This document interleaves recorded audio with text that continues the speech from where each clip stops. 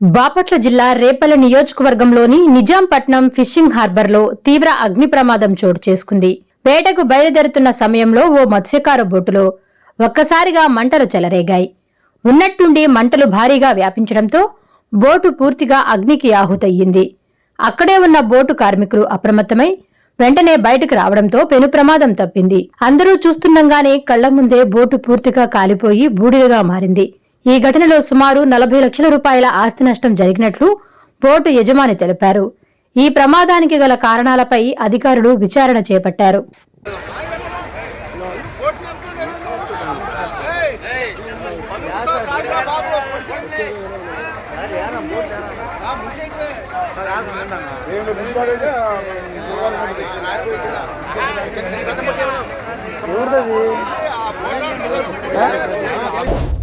Please subscribe SS News AP.